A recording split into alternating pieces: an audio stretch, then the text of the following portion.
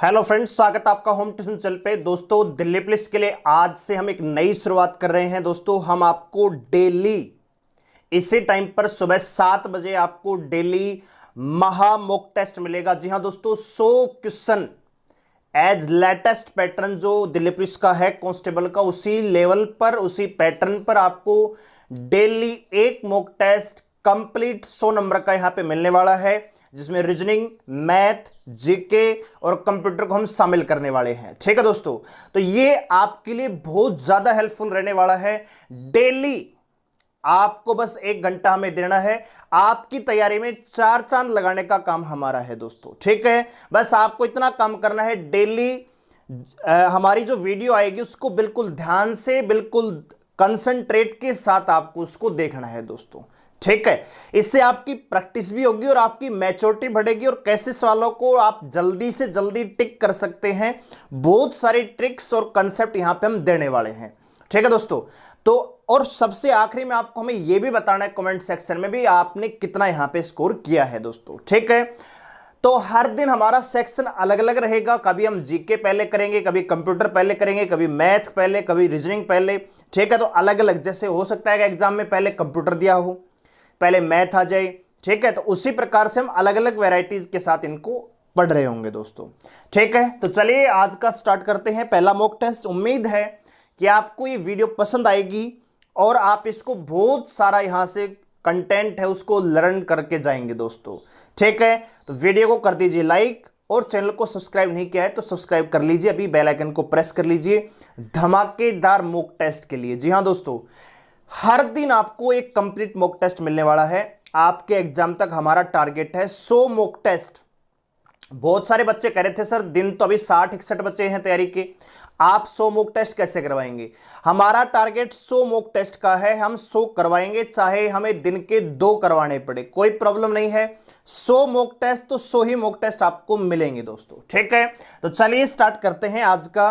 तो यहां पे सबसे पहले हम डिस्कस कर रहे हैं रीजनिंग, फिर जीके, फिर मैथ और फिर हम डिस्कस करेंगे कंप्यूटर दोस्तों। ठीक है, तो चलिए स्टार्ट करते हैं। तो पहला क्वेश्चन है, किसी सांकेतिक भाषा में बॉम्बे, बॉम्बे है, इसको लिखा हुआ है YAB और MOB। तो इस यहां पे पैटर्न क्या है, लास्ट को फर्स्ट पे यहां पे अरेंज किया गया है, कुछ नहीं है। तो इसी प्रकार लखनऊ को क्या लिखा जाएगा, लखनऊ में पहला लेटर W आएगा जब कन्वर्ट करेंगे, तो ऑप्शन ए या सी आपका आंसर आएगा। लेकिन आप सब पहले लेटर को सबसे लास्ट में रखेंगे, एल को सबसे लास्ट में रखेंगे, तो एल सबसे लास्ट में ऑप्शन ए में ही दिया गया है, तो यही आपका आंसर हो जाएगा। ठीक है, यहां पे एग्जाम के अप्रोच के साथ हम आगे बढ़ रहे हैं दोस्तों। ठीक है, क्योंकि मैं आपको समझा रहा हूं तो थोड़ा सा टाइम आपको ज्यादा लगेगा। वैसे भी एग्जाम में आपको 90 मिनट का टाइम मिलेगा, तो यहां पे 90 तो नहीं, लगभग 1 घंटे का टाइम तो आपको देना ही पड़ेगा दोस्तों। ठीक है, चलिए, कह रहा है कि मोहन अपने घर से 12 किलोमीटर दूर गया। अब ये नहीं बताया गया कौन सी दिशा में गया, तो मान लेते हैं यहां से गया भाई इस दिशा में, कितना 12 किलोमीटर है। फिर कह रहा है दाएं मुड़ा, तो दाएं का मतलब क्या है 90 डिग्री क्लॉकवाइज, बाएं का मतलब 90 डिग्री एंटी क्लॉकवाइज। तो यहां से दाएं मुड़ा और कितना चला दोस्तों 1 किलोमीटर। फिर दाएं मुड़ा और कितना चला दोस्तों 8 किलोमीटर। फिर कह रहा है कि दाएं मुड़ा तो लगातार 90 डिग्री क्लॉकवाइज, तो यहां पे आ गया है वो 1 किलोमीटर फिर चल के।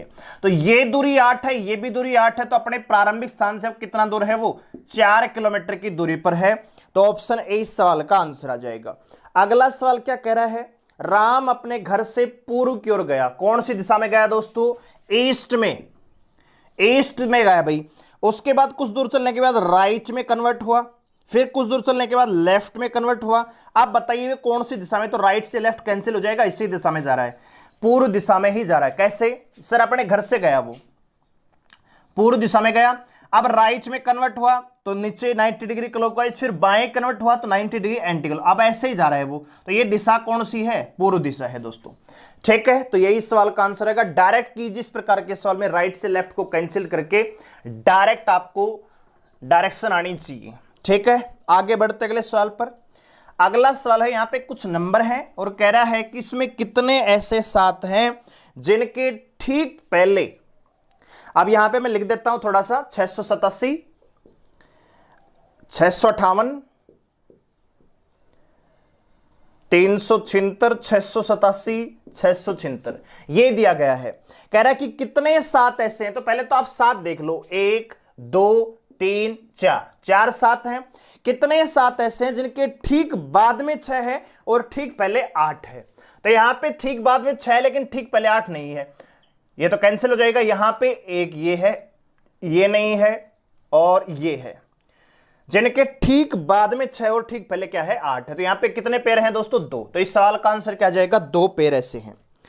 अगला सवाल है, यहां पे सीरीज आपको दे रखे, रिपीटेड सीरीज है ये, ठीक है, A.A, B.B, C.C और D.D। तो आपको पता है यहां पे लेटर कितने हैं? 12। तो पेयर कितने की बनेगी? ग्रुप कितने के? 3-3 के। अब यहां पे 2A 2B 2C 2D नजर आ रहा है, तो क्लियर आपको मेंशन हो जाना चाहिए कि यहां पे क्या आएगा? A, यहां पे B, यहां पे C और यहां पे D। 3A 3B 3C 3D, ठीक है। तो आपका आंसर क्या आएगा? A B C D, दिए गए ऑप्शंस के अकॉर्डिंग ऑप्शन डी आपका आंसर हो जाएगा, ठीक है। अगला क्वेश्चन क्या कह रहा है दोस्तों? यहां पे सीरीज दी हुई है, नॉन वर्बल रीजनिंग की आकृति है, और आपको यहां पे बताना है कि जो अगली आकृति है वो कौन सी आएगी। तो जरा ध्यान से देखें, क्रॉस है, पहली 2 आकृतियों में यहां पे है वो नीचे, अगली 2 आकृतियों में यहां पे है वो, ठीक है। फिर अगली में कहां जा रहा है? ऊपर जा रहा है, तो अगली में भी कहां रहेगा? क्योंकि 2-2 के पेयर के अनुसार, पहले यहां था फिर यहां गया फिर यहां आ जाएगा, तो इसमें यहां पे है तो अगली में भी यहां होना चाहिए, यानी सबसे ऊपर। इस प्रकार से अगर आपका बॉक्स है तो यहां पे क्रॉस होना चाहिए, और यहां पे क्रॉस केवल ऑप्शन सी में दिया गया है, तो यही आपका आंसर हो जाएगा, ज्यादा सोचने की भी आवश्यकता नहीं है दोस्तों। अगला सवाल क्या कह रहा है भाई? डाइस का क्वेश्चन है और आपसे पूछा है किसका विपरीत कौन सी संख्या तली में होगी, ठीक है। जब एक शीर्ष पर है तो एक के विपरीत आपको बताना है, संख्या 1 के विपरीत। तो सबसे पहले आपको नजर आ रहा है कि डाइस कौन सा है दोस्तों? जर्नल डाइस है, क्योंकि पहले आकृति में 5 और 2 7 हो रहे हैं, ठीक है। डाइस कौन सा है? जर्नल है। अब यहां पे कुछ कॉमन है क्या? यस, 2 कॉमन है, और सेम ही देखो मैं आपको थोड़ा सा बताना चाहता हूं। यहां पे ये डाइस है दोस्तों, पहली आकृति में क्या है? 2 1 5, और दूसरी आकृति में क्या है दोस्तों? दूसरी आकृति में आपको क्या दे रखा है? यहां पे 6 3 2, ये 2 कॉमन है, यहां भी सेम ही सरफेस पर है, तो बची हुई सरफेस एक दूसरे के विपरीत हो जाएंगी, तो 1 का विपरीत क्या आ जाएगा? 6 इस सवाल का आंसर हो जाएगा। 5 का विपरीत 3 हो जाता, 2 का विपरीत 4 हो जाता, ठीक है। तो यहां पे पूछा 1 का विपरीत, तो क्या आएगा दोस्तों? 6, ऑप्शन सी इसका आंसर आएगा। आगे बढ़ते अगले क्वेश्चन पर।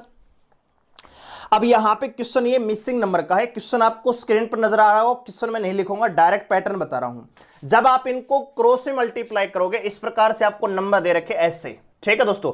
यहां पे नंबर है, ठीक है। पहले आकृति में देखें तो 51 है, 7 है, 4 5 और 4। तो आप देखिए इनका गुणा कीजिए, 4 चौक कितना भाई? 16, और 7 पंजे 35, 35 और 16 कितना होता है? 51। इसी प्रकार नंबर 3 आकृति में कर देंगे तो 7 चौक 28 और 2 दूनी 4, 28 और 4 कितना? 32 इस सवाल का क्या हो जाएगा? आंसर हो जाएगा, ठीक है। उम्मीद है आप समझ पा रहे होंगे। अगला सवाल देखिए क्या कह रहा है। यदि जानवर चल रहे हैं, जानवर है वो पैदल चल रहे हैं, उसे स्विमर, जो जानवर पैदल चलने वाले हैं उनको स्विमर कहा जा रहा है, कोडिंग डिकोडिंग का सवाल है। जो रेंगते हैं उसे फ्लाइंग कहा गया है, जो पानी में रहते उन्हें उसे स्नेक तथा आकाश में उड़ते उन्हें हंटर कहा जाता है। तो छिपकली को क्या कहेंगे? तो छिपकली क्या है दोस्तों? एक्चुअल में रेंगने वाला जीव है, तो रेंगने वाले को यहां पे क्या कहा गया है? फ्लाइंग। तो छिपकली क्या है? यहां पे फ्लाइंग है, ऑप्शन सी सवाल का आंसर आ जाएगा। अगला क्वेश्चन है दोस्तों, ये ब्लड रिलेशन से है, तो डायरेक्ट डायग्राम बनाएंगे और सीधा आंसर को टिक कर देंगे, ठीक है दोस्तों। कह रहा है कि पी क्यू का भाई है, अगर पी भाई है क्यू का, तो डायग्राम क्यू है तो मेल पर्सन, वर्ग का निशान, किसका भाई है? क्यू का। क्यू के बारे में जानकारी नहीं है, मेल है फीमेल है। आगे आर पी की मां है, आर है ना मां है किसकी भाई? पी की। तो जाहिर सी बात है आर मां है किसकी? क्यू की, क्योंकि ये दोनों समानांतर पीढ़ी में है, पी है वो क्यू का भाई है। आगे क्या कह रहा है? एस आर का पिता है, एस जो है आर का भी पिता है, एस पिता है किसका? आर का, तो एस ऊपर जाएगा आर से, पिता है मेल पर्सन, वर्ग का निशान। यदि टी क्यू का पुत्र है, टी पुत्र है किसका? क्यू का, तो बताइए क्यू एस से किस प्रकार संबंधित है? क्यू जो है एस का क्या लगता है? तो दोस्तों क्यू जो है एस का पुत्री का पुत्र है या पुत्री हो। देखो सवाल क्या पूछा है, क्यू एस से किस प्रकार संबंधित है, यानी आपको ये बताना है कि क्यू जो है एस का क्या लगता है। तो क्यू के बारे में कंफर्म नहीं है कि ये मेल है या फीमेल है, लेकिन एक बात क्लियर है कि जो क्यू है वो एस की बेटी का पुत्र है। मेरी बेटी का पुत्र मेरा क्या लगेगा, नाती लगेगा, भांजा या भांजी। तो ऑप्शन डी सवाल का आंसर आएगा, पोता नहीं नाती आएगा यहां पे, क्योंकि बेटी का पुत्र है। पोता और पोती कब होती है, जब मेरे पुत्र का पुत्र होता है या पुत्र का पुत्री होती है। पोता पोती हो सकता है, यहां पे क्या कह रहा है, पुत्री का पुत्र है या फिर पुत्री का पुत्री है, क्योंकि क्यू के बारे में कंफर्म नहीं है। तो क्यू जो है वो हो सकता है या तो नाती या फिर नातिन, यानी इसको क्या बोलते हैं, इसको दोहिता और दोहिती। तो ऑप्शन में क्या दे रखा है आपको, दोहिती। ऑप्शन डी सवाल का क्या हो जाएगा, आंसर हो जाएगा। ठीक है, अगला सवाल भी यही कर लेते हैं। कह रहा है कि बी ए का भाई है, तो भाई बी ए का भाई है तो यहां बढ़ा देते हैं, बी भाई है किसका, ए का। आगे क्या कह रहा है, डी ए का भाई है, डी भाई है किसका, भाई ए का। तो ये तीनों तो बहन भाई हुई, लेकिन ए के बारे में क्लियर नहीं है कि मेल है या फीमेल है। बी ए का भाई है, बी भाई है किसका दोस्तों, ई का। अब ई के बारे में क्लियर नहीं है कि ये मेल है या फीमेल है। कह रहा है कि तब निम्नलिखित कथनों में से कौन सा कथन निश्चित रूप से सही है। बी डी का भाई है, तो ये चीज क्या है, बिल्कुल कंफर्म है कि बी है वो डी का डेफिनेटली, अरे ये दोनों तो भाई हैं, ये तो मेल पर्सन है, बी है वो डी का डेफिनेटली भाई है। अच्छा ऑप्शन बी में ई बी का भाई है, बहन है, पता नहीं है। ए डी का भाई है, इसके बारे में नहीं पता। ए का ए नहीं पता, तो ऑप्शन ए ही सवाल का आंसर आएगा। कंफर्म रूप से जो सही है वो ऑप्शन ए ही सही है यहां पे। ठीक है, आगे बढ़ते हैं अगले क्वेश्चन पर। अब शब्द दिया है परमानेंट और आपको 4 ऑप्शन दे रखे हैं, तो डायरेक्ट करेंगे। देखो परमानेंट से कौन सा शब्द नहीं बन सकता ये आपको बताना है। तो देखिए मेंटर, क्या परमानेंट में ओ का प्रयोग हुआ, नहीं हुआ, जबकि मेंटर में यहां पे ओ का प्रयोग किया गया है, तो मेंटर शब्द यहां से नहीं बन सकता। ऑप्शन सी सवाल का आंसर आएगा। अगला कह रहा है कि नाइफ को, K N I F E, knife है के एन आई एफ ई है, और इसको लिखा क्या है दोस्तों, एम पी के एच जी। डायरेक्ट करेंगे दोस्तों, डायरेक्ट करेंगे। ये 11 है, ये 13 है, +2, ये 14 है, ये 2 16 है, +2। अब तो आप समझ गए, ये 5 है, ये 7 है, +2। हर लेटर को +2 करके लिखा हुआ है। तो अगला क्या है, D T G C F, तो 4 2 6, यानी पहला लेटर एफ आएगा और आखिरी लेटर एच आएगा। तो ऑप्शन 20 सवाल का आंसर होगा। डायरेक्ट कीजिए, पहला और आखिरी लेटर चेक कीजिए, ऑप्शन टिक कीजिए, कंप्लीट करने की आवश्यकता नहीं है। कह रहा है कि 4 सितंबर को, किसी वर्ष की 4 सितंबर को संडे है, तो 31 दिसंबर को कौन सा वार होगा। तो दोस्तों सितंबर पहले आता है, दिसंबर पहले आता है, तो आप कहेंगे सर सितंबर पहले आता है, तो सितंबर अक्टूबर नवंबर दिसंबर, पहले महीने के शेष दिन। तो सितंबर होता है 30 दिन का, तो बचे हुए दिन कितने, 30, क्योंकि 4 तारीख दे रखी है, बचे हुए 30 दिन। डिटेल में पढ़ना है तो पेड कोर्स में ये यहां पे तो सोल्व करवाऊंगा ना मैं। और आखिरी महीने की दी गई तारीख 31, बीच वाले महीनों के ऑड डेज, तो यहां पे 3 और यहां पे 2 ऑड डेज। अब देखो 7 से भाग देके रिमाइंडर निकाल दो, यहां पे 2, यहां पे 3, 2 2 4 3 7, बचेगा कितना, 3। तो संडे में 3 दिन जोड़ दो, सोमवार मंगलवार और बुधवार। तो इस सवाल का जो आंसर आएगा, सॉरी 4 सितंबर को संडे है, 31 दिसंबर को उसी वर्ष कौन सा दिन होगा। ठीक है, तो सितंबर है वो होता है आपका 30 दिन का, तो 26 दिन हो गए, यहां पे 26 आएगा भाई, 26 आएगा। ठीक है 26, बचे हुए दिन 26, 4 दे रखा है 26, तो 7 या 21 कितना बचेगा, 5, 5 और 2 7, रिमाइंडर कितना बचेगा भाई, यहां से 31 था तो 3 बचेगा, 3 3 6, यानी ऑड डेज आपके पास 6 आ चुके हैं। 4 सितंबर से 31 दिसंबर तक जाना है, +6 कर दे हैं या -1 कर देंगे, तो शनिवार इस सवाल का क्या जाएगा, आंसर आ जाएगा सैटरडे। क्या आएगा सवाल का आंसर, शनिवार। ठीक है, आगे बढ़ते अगले सवाल पर। अब यहां पे अर्थपूर्ण आपको बताना है कि सार्थक क्रम में अगर अरेंज करते हैं तो तीसरे नंबर पे कौन सा शब्द यहां पे आएगा दोस्तों। तो आपको पता है सबसे पहले हम घर में पैदा होते हैं, उसके बाद हम स्कूल जाना सीखते हैं, उसके बाद हम कॉलेज जाते हैं, ठीक है, और उसके बाद कहां जाते हैं दोस्तों, विश्वविद्यालय, यूनिवर्सिटी। तो यहां पे तीसरे नंबर पे क्या आएगा दोस्तों, कॉलेज। तो ऑप्शन सी इस सवाल का क्या हो जाएगा, आंसर हो जाएगा। अगला सवाल दे रखा है 82 को 4 लिखा हुआ है, तो भाई 8 में 2 का भाग देंगे तो क्या 4 नहीं आएगा। इसी प्रकार 63 को 2 लिखा है, 6 में 3 का भाग देंगे तो क्या 2 नहीं आएगा। तो 44 में 4 का भाग देंगे तो 1 इस सवाल का आंसर है। 0 नहीं, भाग दे रहे, 4/4 1 आएगा। ठीक है भाई। अगला सवाल क्या कह रहा है, एनालॉजी का क्वेश्चन है। देखो पहली आकृति में चतुर्भुज है, दूसरे में क्या हो रहा है, पंचभुज।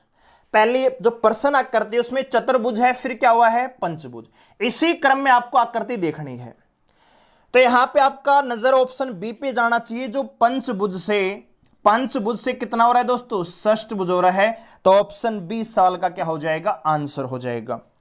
ठीक है, आगे बढ़ते हैं अगले सवाल पर। उम्मीद करता हूं आपको पसंद आ रहा होगा मॉक टेस्ट और सवाल। वीडियो को लाइक कीजिए, सब्सक्राइब कीजिए चैनल को, बेल आइकन को प्रेस करें ताकि डेली आप मॉक टेस्ट का फायदा उठा सके दोस्तों। ठीक है, ये केवल आपके लिए कर रहे हैं दोस्तों। हमें यहां से इतनी ही खुशी मिलेगी जब एक भी बच्चा हमारा पढ़ाया हुआ अगर सिलेक्शन लेके जाता है दिल्ली पुलिस में, तो वो जो खुशी है वो सबसे बड़ी होगी कि यस हमारी मेहनत है वो काम आई आपके। ठीक है दोस्तों, और कोई हमारा मकसद नहीं है।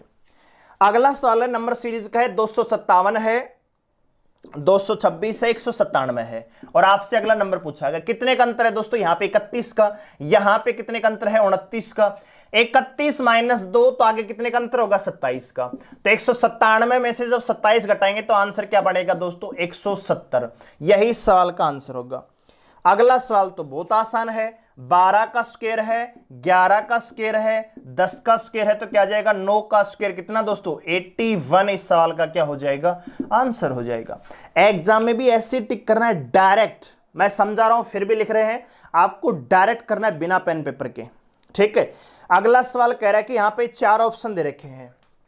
देखिए JM है, ऑप्शन बी में NP है, ऑप्शन सी में RS है, ऑप्शन डी में GS है। यहां पे देखें तो 10 से 13, यहां पे 14 16 18 19 और यहां पे 7 और 19। क्या अंतर हो सकता है, यहां पे 13 10 23 है, 30 37 और 26। कोई ये तो पैटर्न नहीं है, एक दूसरे के विपरीत है क्या, ये भी नहीं है। तो फिर क्या पैटर्न है यहां पे, देखो 13 3 16 3 19 19, ये भी क्रम नहीं है। तो क्या पैटर्न हो सकता है दोस्तों, आप यहां पे देख पा रहे, यहां पे 3 का अंतर है, यहां पे 2 का अंतर है, यहां पे 1 का है और यहां पे तो बहुत ज्यादा अंतर है 12 का। तो कैसे करेंगे आप, क्या दोनों विषम पोजीशन पर है, नहीं। क्या दोनों विषम पोजीशन पर है, नहीं। क्या दोनों विषम पोजीशन, देखो एक सम एक विषम, एक सम एक विषम, लेकिन यहां पे तो दोनों विषम है, यहां दोनों सम है, तो ये पैटर्न भी नहीं है। तो कैसे करेंगे, जो एग्जाम में आया क्वेश्चन है ये दोस्तों, इसमें जो पैटर्न बताया गया है वो ये है ऑप्शन सी। कैसे, बाकी के जो लेटर है उनमें एक से ज्यादा का डिफरेंस है और यहां पे कितने का अंतर है, केवल 1 का अंतर है। तो यही सवाल का आंसर दिया हुआ है। ठीक है भाई, यही जो पैटर्न आया हुआ है क्वेश्चन में उसमें यही पूछा गया है। CEG ऑप्शन बी है, SUW ऑप्शन सी है, RTV और ऑप्शन डी है PSU। ठीक है, तो यहां पे देखें 3 5 7 19 21 23 18 20 22 और 16 19 21। तो यहां पे देखें +2 +2 +2 +2 +2 +2, लेकिन यहां पे +3 +3 +3 +2। तो आप देख पा रहे अलग क्या हो जाएगा, ऑप्शन डी सवाल का क्या हो जाएगा, आंसर हो जाएगा, क्योंकि ये अन्य से क्या है, अलग है। आगे बढ़ते हैं दोस्तों अगले सवाल पर। तो अगली आकृति में आपको आकृति पूरा करना है, कंप्लीट द डायग्राम।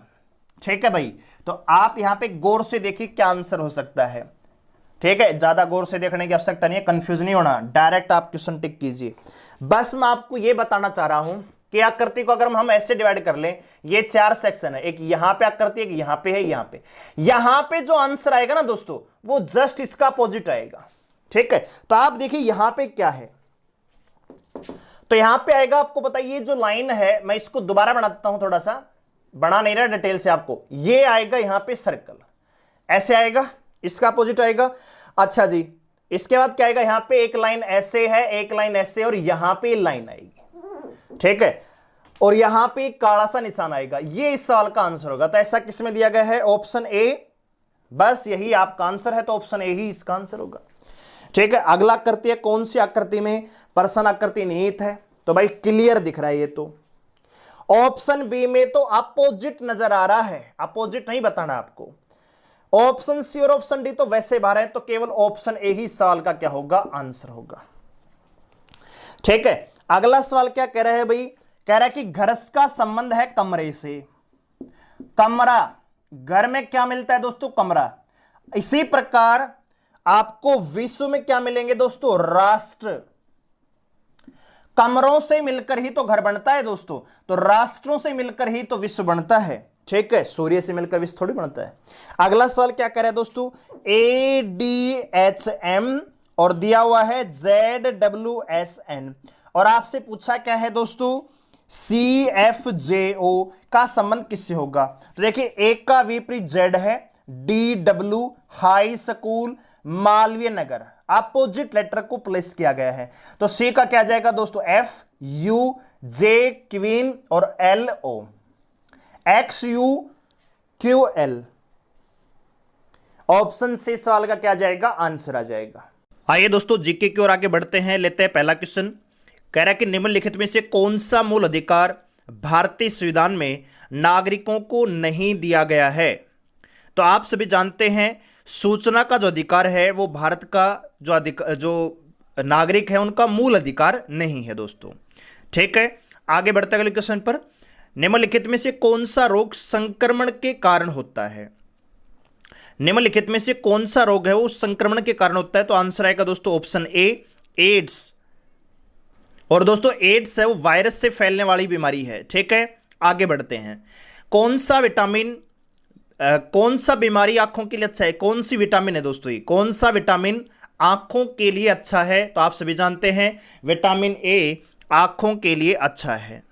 अगला क्वेश्चन है, VI लेनिन का संबंध किससे है। VI लेनिन का संबंध किससे है, तो इनका संबंध दोस्तों वर्ष 1917 की रूसी क्रांति से है। ऑप्शन ए इस सवाल का आंसर आएगा। अगला क्वेश्चन है, राष्ट्रीय बालिका दिवस कब मनाया जाता है, तो राष्ट्रीय बालिका दिवस दोस्तों प्रत्येक वर्ष 24 जनवरी को मनाया जाता है। अगला क्वेश्चन है, वेबसाइट किसका कलेक्शन है। वेबसाइट किसका कलेक्शन है, तो दोस्तों वेबसाइट एक वेब पेज होती है, ठीक है दोस्तों। अगला क्वेश्चन है, प्रतिरक्षी क्या होता है, तो प्रतिरक्षी दोस्तों एक अणु जो विशेष प्रतिजन को ही निष्क्रिय बनाता है, ठीक है। प्रतिरक्षी क्या होता है, एक अणु होता है जो विशेष प्रतिजन को निष्क्रिय कर देता है।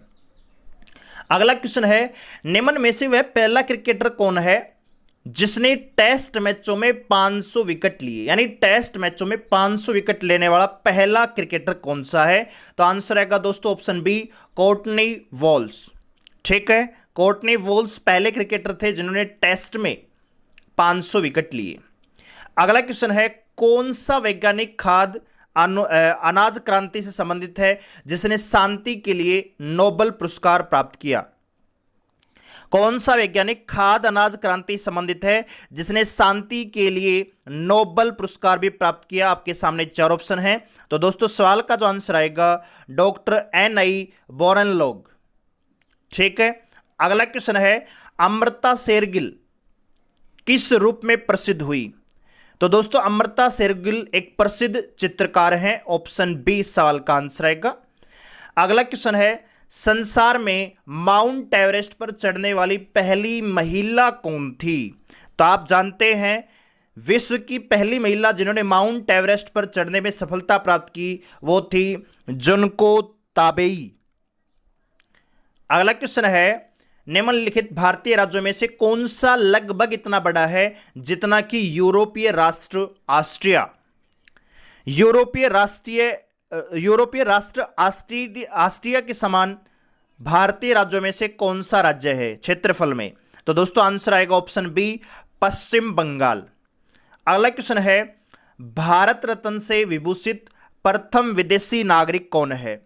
तो दोस्तों भारत रत्न से विभूषित प्रथम विदेशी नागरिक खान अब्दुल गफ्फार खान है दोस्तों।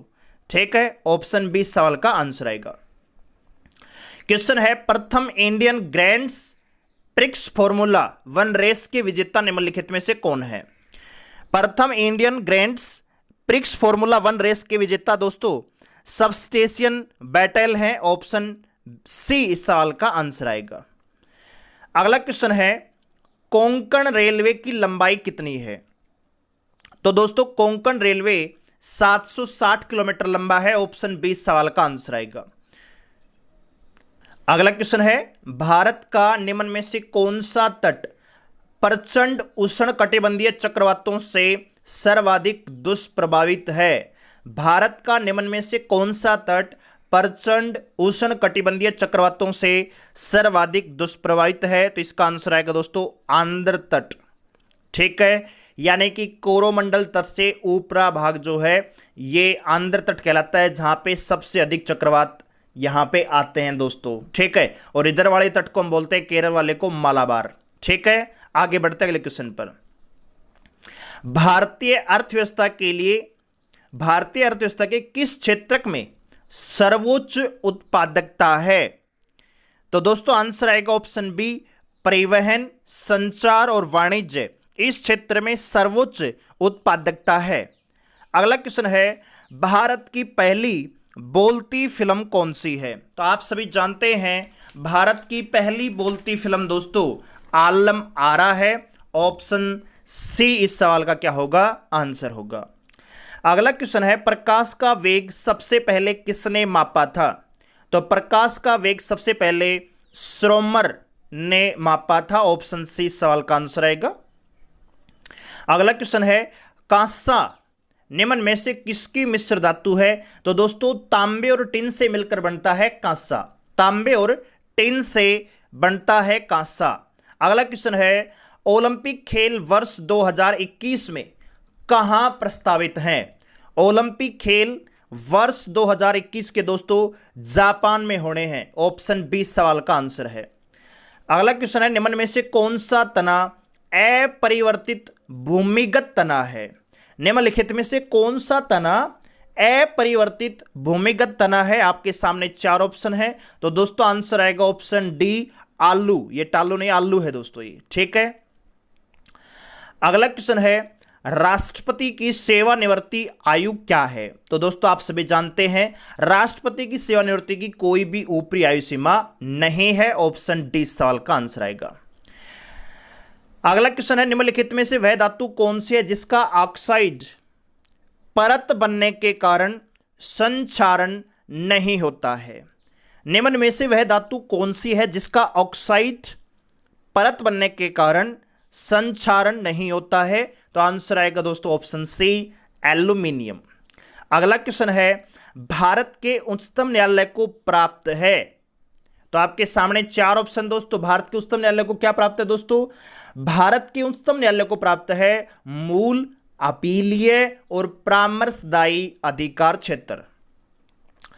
अगला क्वेश्चन है, निम्नलिखित में से वह मसाला पदार्थ कौन सा है जो जड़ों से प्राप्त किया जाता है?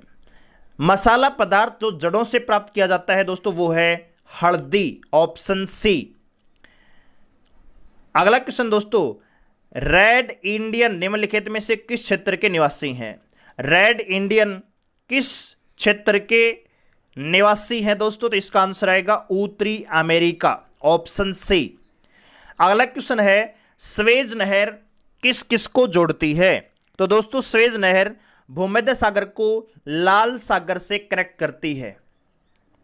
अगला क्वेश्चन है, कुतुब मीनार को जैसे हम आज देखते हैं उसका पुनर्निर्माण किया गया था किसके द्वारा? तो दोस्तों कुतुब मीनार का पुनर्निर्माण फिरोज तुगलक द्वारा किया गया था, ऑप्शन डी सवाल का आंसर आएगा। अगला क्वेश्चन है, इब्न बतूता किसके शासनकाल में भारत आया था? तो आप सभी जानते हैं इब्न बतूता मोहम्मद बिन तुगलक के शासनकाल में भारत आया था। अगला क्वेश्चन है, निम्न में से कौन सा घटक हरित क्रांति लाने वाली कृषि नीति का अंग नहीं रहा? निम्नलिखित में से कौन सा घटक हरित क्रांति लाने वाली कृषि नीति का अंग नहीं रहा? तो दोस्तों इसका आंसर आएगा ऑप्शन बी, गारंटीड अधिकतम दाम। ये कृषि नीति का अंग नहीं था। ठीक है, अगला क्वेश्चन है, उस खाद्य फसल का नाम बताइए जो भारत में सबसे अधिक उगाई जाती है। तो दोस्तों भारत में सबसे अधिक चावल उगाया जाता है। ऑप्शन डी सवाल का आंसर आएगा। अगला क्वेश्चन है, पृथ्वी के सबसे नजदीक कौन सा तारा है? तो पृथ्वी के सबसे नजदीक आप सभी जानते हैं सूर्य है, इसमें कोई दिक्कत वाली बात नहीं है। अगला क्वेश्चन है, सूर्य से पृथ्वी तक पहुंचने में प्रकाश को कितना समय लगता है? तो दोस्तों 8 मिनट 20 सेकंड का टाइम लगता है। अगला क्वेश्चन है, बृहत्तर भारत निम्न में से किसका द्योतक है? तो दोस्तों बृहत्तर भारत सांस्कृतिक एकता का द्योतक है। ठीक है, धर्म अलग अलग है, समाज अलग अलग है, राजनीतिक अलग है, लेकिन सबकी संस्कृति क्या है? समान है। अगला क्वेश्चन है, भारत के राष्ट्रपति के पास आपात अधिकार कितने प्रकार के हैं? तो दोस्तों आप सभी जानते हैं भारत के राष्ट्रपति के पास 3 प्रकार के आपातकालीन अधिकार हैं। अगला क्वेश्चन है, पादपों में मूल रोमों द्वारा जल जिस प्रक्रिया से अवशोषित किया जाता है वह क्या कहलाती है? तो दोस्तों पादपों में मूल रोमों द्वारा, जो जड़ होती है उनके द्वारा जल की अवशोषित किया जाने वाला है, वो जो प्रक्रिया है वो कहलाती है परासरण। Option D. अगला क्वेश्चन है, फूलों वालों की सैर नामक उत्सव कहां मनाया जाता है? तो फूलों वालों की सैर दोस्तों दिल्ली का एक उत्सव है। अगला क्वेश्चन है, निम्नलिखित में सर्वाधिक कठोर धातु कौन सी है? ऑप्शन ए है सोना, ऑप्शन बी है आपका लोहा, प्लेटिनम और टंगस्टन। तो सबसे कठोर धातु दोस्तों ऑप्शन डी है टंगस्टन।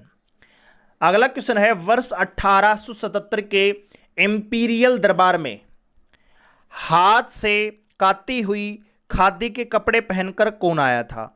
वर्ष 1877 के इंपीरियल दरबार में हाथ से काती हुई खादी के कपड़े पहनकर आने वाला जीवी जोशी था दोस्तों। अगला क्वेश्चन है, भारत में राजस्व एकत्रित करने के स्थायी बंदोबस्त की प्रणाली शुरू की गई थी किसके द्वारा? तो स्थायी बंदोबस्त की प्रणाली दोस्तों लॉर्ड कॉर्नवालिस के द्वारा लागू की गई थी। अगला क्वेश्चन है, निम्न में से कौन शास्त्रीय संगीतक के रूप में प्रसिद्ध हुआ? तो दोस्तों आप सभी जानते हैं बी कृष्णमूर्ति शास्त्रीगल एक प्रसिद्ध संगीतकार हैं और वो भी शास्त्रीय संगीत हैं।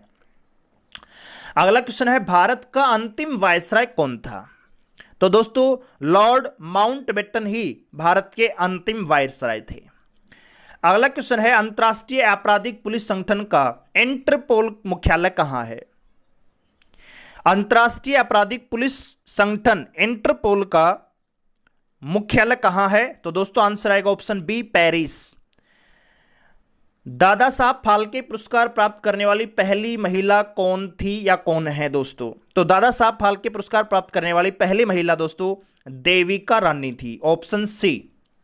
अगला क्वेश्चन है, भारत का पहला उप प्रधानमंत्री कौन था? तो आप सभी जानते हैं वल्लभ भाई पटेल, लौह पुरुष, भारत के प्रथम उप प्रधानमंत्री। अगला क्वेश्चन है, भारत का पहला इंजीनियरिंग कॉलेज कहां स्थित था? तो भारत का पहला इंजीनियरिंग कॉलेज दोस्तों रुड़की में स्थापित किया गया।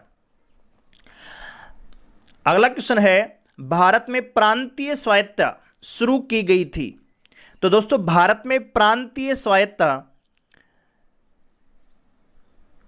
भारत सरकार अधिनियम 1935 के द्वारा शुरू की गई थी।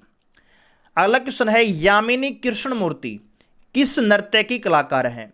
तो दोस्तों यामिनी कृष्णमूर्ति दोस्तों भारतनाट्यम और कुचिपुड़ी दोनों ही डांसिंग करने वाली डांसिंग है। तो आंसर आएगा ऑप्शन डी दोस्तों। अगला क्वेश्चन है, कलमकारी कहां की प्रचलित लोक कला है?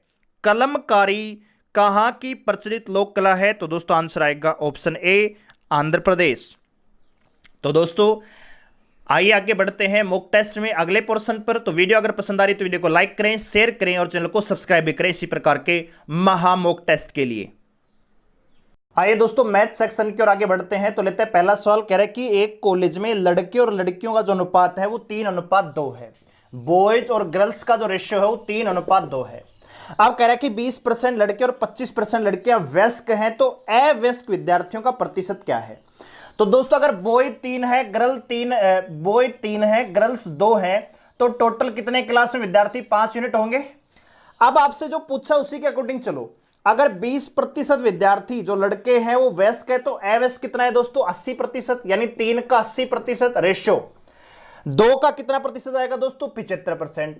इतने विद्यार्थी अवयस्क हैं, तो 5 का कितना दोस्तों x%। निकाल दीजिए 3 गुणा में 80 प्लस में 2 गुणा में 75 बराबर में 5x। यह आएगा 240, ये 150 बराबर 5x। ठीक है, कैलकुलेट करेंगे 390/5, तो 5 7 35, 5 8 40, 78% विद्यार्थी अवयस्क है।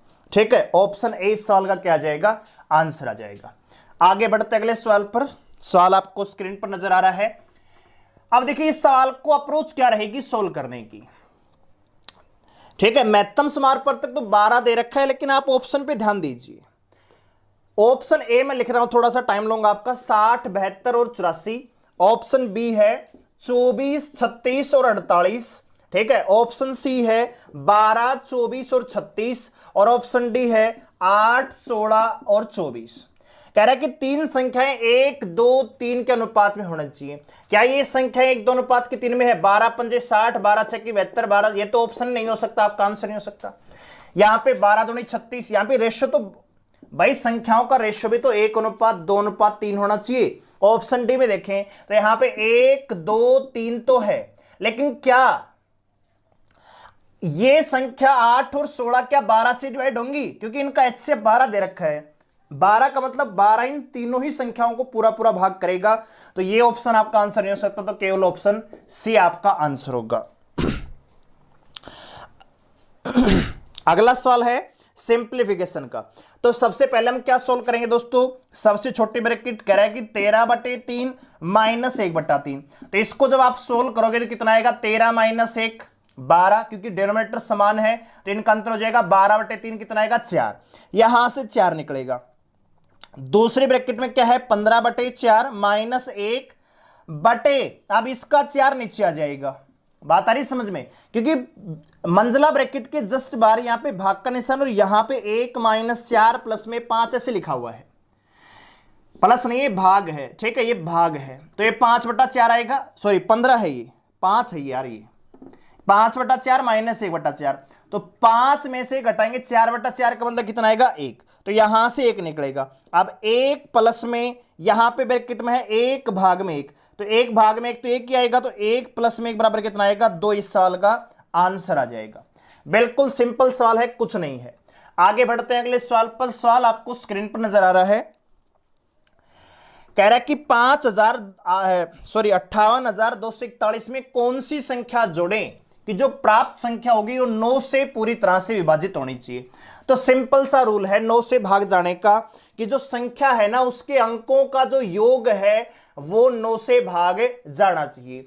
तो अंकों का योग देखिए आप कितना है, 8, 5, 13, 2, 15, 4, 19 और 1, 20। अंकों का योग 20 है, और 9 से भाग देने के लिए कितना योग चाहिए 27 चाहिए। तो इस 20 में कितना ऐड करना पड़ेगा 7, यानी यहां पे 7 और ऐड कर देंगे तो ये संख्या 9 से भाग जाएगी। तो सवाल का आंसर आएगा 7, यानी ऑप्शन आपका 20 सवाल का आंसर हो जाएगा।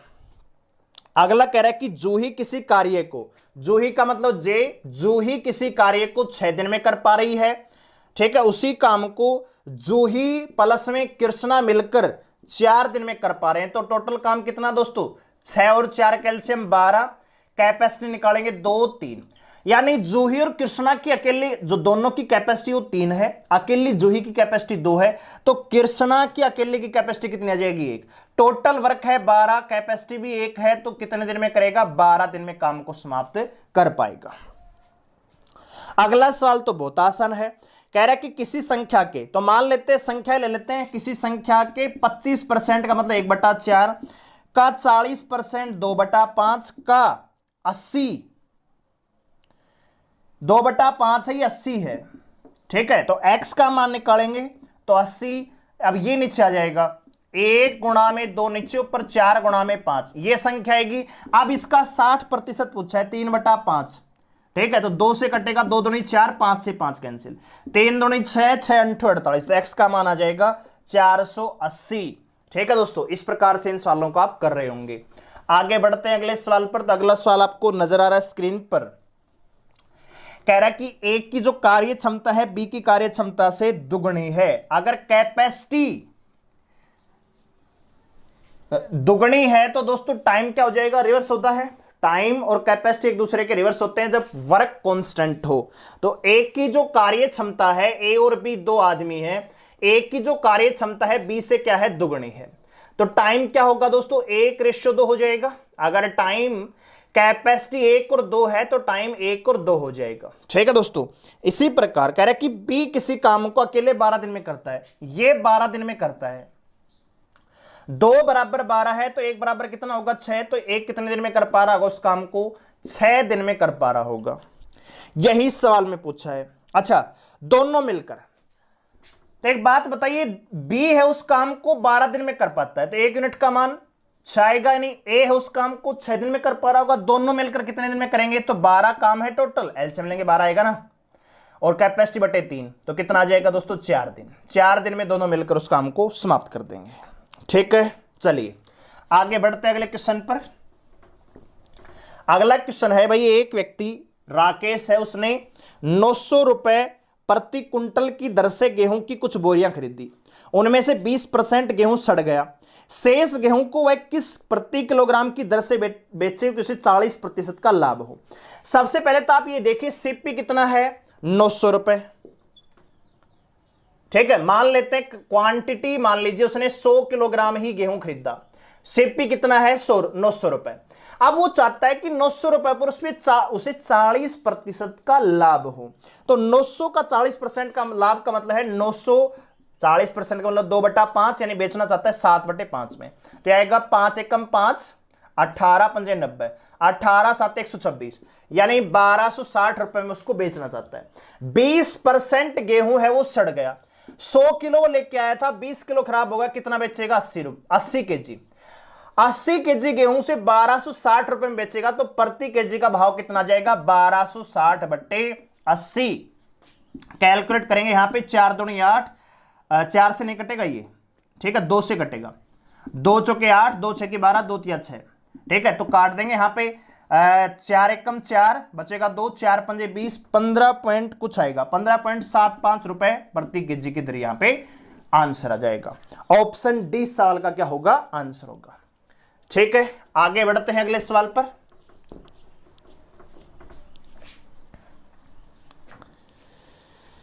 अपना फीडबैक जरूर दे कि स्पीड तो नहीं पढ़ा रहा हूं, मैथ को थोड़ा स्लो करना है या आराम से समझाना है, जो भी आपका फीडबैक हो जरूर दे दोस्तों। ठीक है, आप कह रहे हैं कि वह छोटी से छोटी संख्या जिसे 12 15 20 54 से भाग देने पर प्रत्येक दशा में शेष 4 बचे। तो इसको डायरेक्ट जो इसका सूत्र होता है दोस्तों, एल जो संख्या आएगी ना, जो संख्या है वो क्या है दोस्तों, एलसीएम किसका, 12 15 20 और 54 का एलसीएम और प्लस में ये 4, ये है वो संख्या। ठीक है, अब देखिए ऑप्शन, देखिए ऑप्शन ए बी सी और डी। एक बात बताइए, जो भी संख्या आई होगी, जो भी यहां पे आंसर दे रखा होगा, उसमें क्या होगा, 12 15 20 54 का एलसीएम और उसमें 4 जोड़ा गया होगा। अगर उस दी हुई संख्या में से मैं 4 निकाल दूंगा तो मेरे पास क्या बचेगा, इन संख्याओं का एलसीएम बचेगा कि नहीं बचेगा, यानी वो संख्या इन चारों से पूरी पूरी भागे जाएगी दोस्तों। तो मैं क्या कर देता हूं, 4 माइनस कर देता हूं। 450 में से 4 माइनस करेंगे 446, यहां पे 450 आ जाएगा, 4 माइनस करेंगे तो यहां पे 536 आएगा, यहां पे 540 आएगा। सब में से 4 4 माइनस कर दिया। इसका मतलब है कि इनमें से अब एक संख्या ऐसी है जो इन चारों से भाग जाएगी। चेक कर लीजिए कैसे, भाजकता का नियम। अगर कोई संख्या 12 से भाग जा रही है तो क्या वह 3 से भाग जाएगी, डेफिनेटली जाएगी। तो 3 से भाग जाएगी तो 5 3 8 से 14, ये आपका आंसर नहीं हो सकता, ये आपका आंसर नहीं हो सकता। 4 से भी भाग जाएगी तो 4 से भाग जाने का मतलब आखिरी के 2 नंबर 4 से भाग जानी चाहिए, इसका मतलब ये आपका आंसर नहीं हो सकता। ऑप्शन डी ही साल का क्या होगा, आंसर होगा। सोली नहीं करना आपको, ये तो मैं समझा रहा हूं इसलिए आपको लिख के बता रहा हूं, नहीं तो डायरेक्ट आपको टिक करना है भाजकता के नियम से। ठीक है, अगला सवाल देखिए क्या कह रहा है। कह रहा है कि किसी संख्या को दुगुना करने पर उसमें 9 जोड़ा जाता है, किसी संख्या को दोगुना करके उसमें 9 जोड़ा जाता है। इस प्रकार प्राप्त संख्या का 3 गुना, सबसे पहले संख्या को दुगुना करो फिर 9 जोड़ो, फिर जो संख्या प्राप्त होती है उसको 3 गुना करो, वो 75 होना चाहिए। ठीक है, तो कौन सी संख्या है वो? तो देखिए डायरेक्ट आप ऑप्शन की मदद ले सकते हैं। ऑप्शन सी को देखिए 8 है, 8 का डबल कीजिए कितना आएगा 16, प्लस में 9 कीजिए कितना आएगा 25, गुणा में 3 कीजिए क्या 75 आएगा। यस, तो यही इस साल का आंसर है। ठीक है, पहले आप 6 को चेक कर लीजिए फिर आप 8 को चेक कर लीजिए। ठीक है, सिंपल चीज है। अगला सवाल है 10 वर्ष पहले नम्रता की आयु दिव्या की आयु की आधी थी, 10 साल पहले।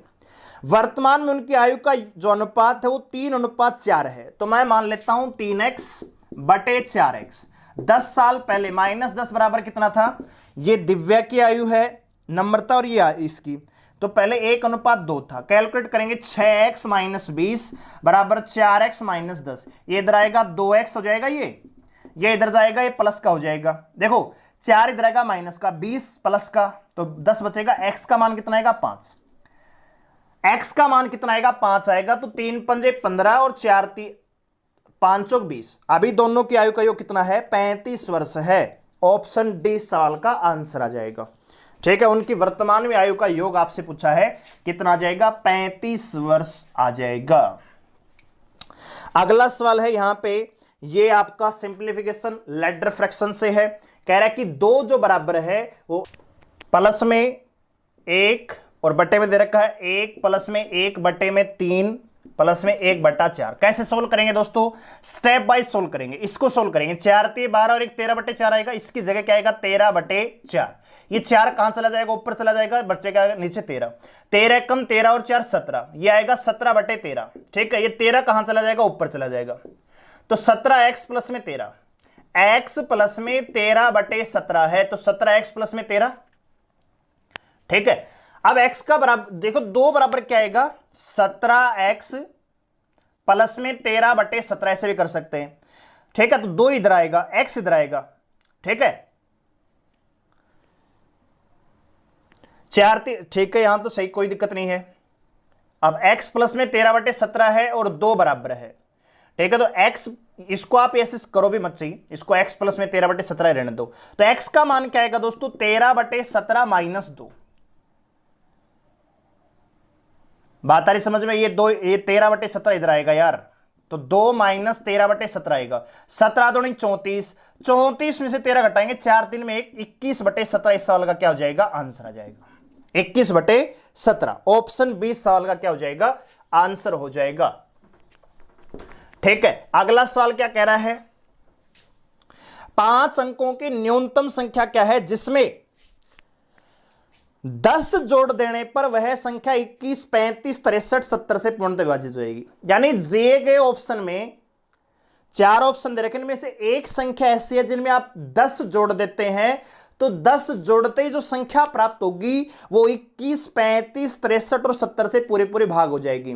तो मैं यहां पे फिर से आपको भाजकता का नियम से सोल्व करूंगा। इसको सब में 10-10 जोड़ दो, जैसा सवाल में कहा गया वैसा ही कर दो। तो पहला क्या आएगा? 160 हो जाएगा, ये 10 जोड़ेंगे तो, और दूसरा हो जाएगा 10 80, 180, तीसरा होगा 170 और चौथा होगा 10 90।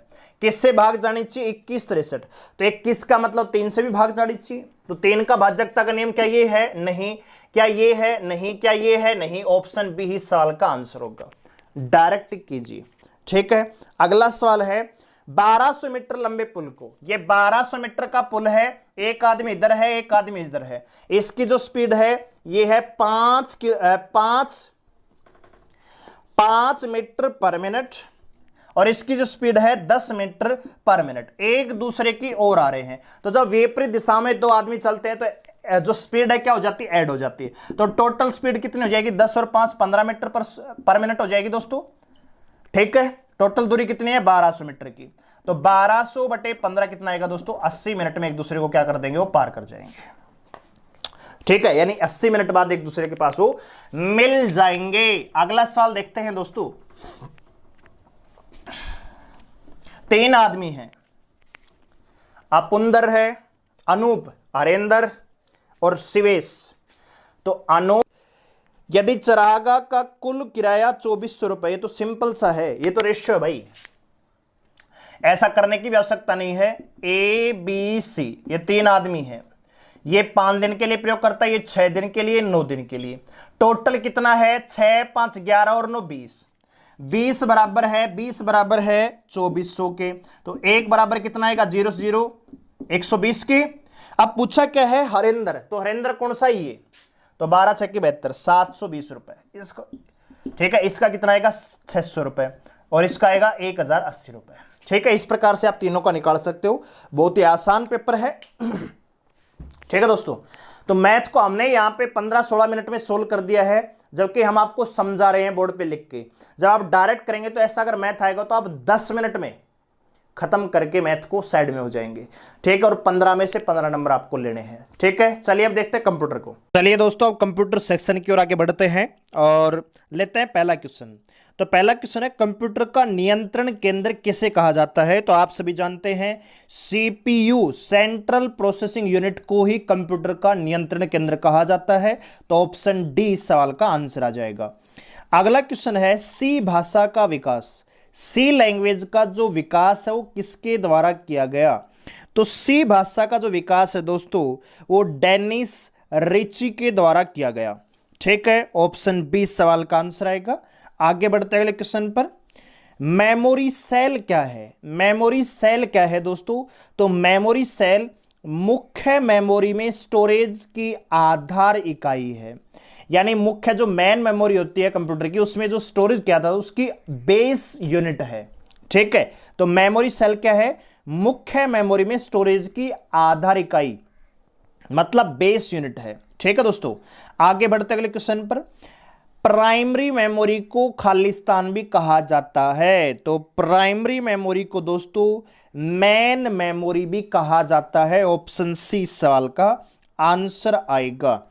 अगला क्वेश्चन है, निम्न में से कौन सा प्रोग्रामिंग का प्रथम चरण है? निम्न में से कौन सा प्रोग्रामिंग का प्रथम चरण है? जब आप प्रोग्रामिंग करते हैं कंप्यूटर पे तो जो सबसे पहला काम आप करते हैं वो क्या है?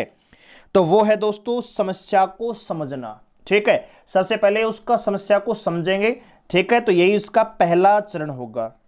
अगला क्वेश्चन है, डाटा कहां भेजना है और कहां से लिखा जाना है? इसके लिए कौन सी बस प्रयुक्त होती है? डाटा कहां भेजना और कहां से लिखा जाता है या कहां से लिया जाता है, इसके लिए कौन सी बस प्रयुक्त होती है? तो आप सभी जानते हैं दोस्तों, इसके लिए एड्रेस बस होती है। कहां भेजना यानी एड्रेस, तो एड्रेस बस दोस्तों, ठीक है। आगे बढ़ते हैं।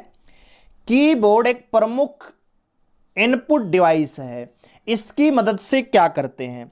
कीबोर्ड एक प्रमुख इनपुट डिवाइस है, इसकी मदद से क्या करते हैं दोस्तों?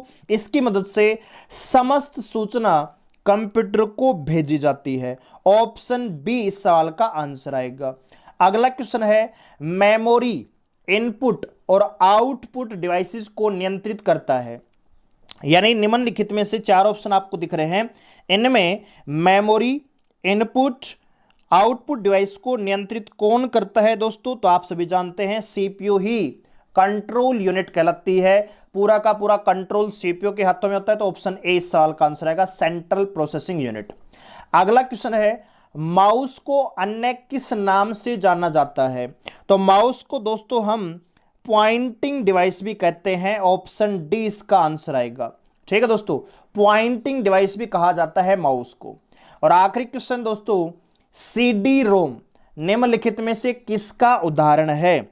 तो सीडी रोम दोस्तों ऑप्टिकल डिस्क का उदाहरण है, ठीक है। सीडी रोम एक ऑप्टिकल डिस्क का उदाहरण है दोस्तों। तो दोस्तों ये था हमारा आज का महामॉक टेस्ट, जिसमें हमने 100 क्वेश्चन डिस्कस किए हैं दोस्तों। सबसे पहले हमने रीजनिंग डिस्कस किया है, फिर हमने जीके डिस्कस किया है, फिर मैथ और कंप्यूटर।